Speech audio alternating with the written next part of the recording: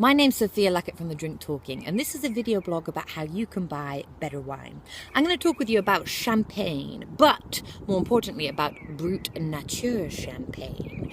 Anybody who's looked closely at a champagne label will have seen something like demi-sec, brut, extra brut, or Brut Nature written on the label. So Brut Nature is for those who like it bone dry. So let's talk about why that is and what these labeling terms mean. Well, you can't talk about champagne without talking about where champagne is. So it's in France, right up here in the north. It's pretty chilly up here. It's quite similar to the climate of the south of England.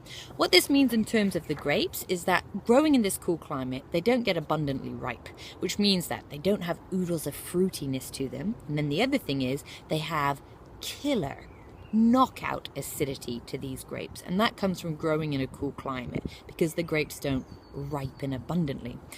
This means in terms of flavour, when you take a sip of champagne, the sides of your tongue will start to water, and this is the acidity in the champagne, and that always comes from the cool growing region. So, in order to balance out that really high acidity you find in champagne, champagne makers will add a little bit of sugar at the end. This is called the dosage, and the dosage will balance out that acidity.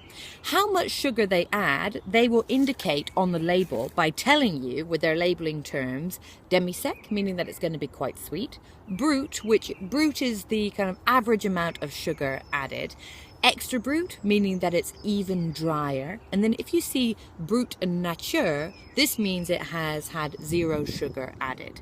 Now I tell you what, it's ballsy to not add any sugar. What it's saying is, I think my grapes have flavor and fruitiness enough for you not to need that extra sugar. So tell you what, when you see a Brut Nature champagne, you got to think that whoever has made it has got balls. So Roger Manceaux, I got to say, love your Brut Nature champagne, and I can't wait to show it at all the champagne tastings that I've got coming up in May.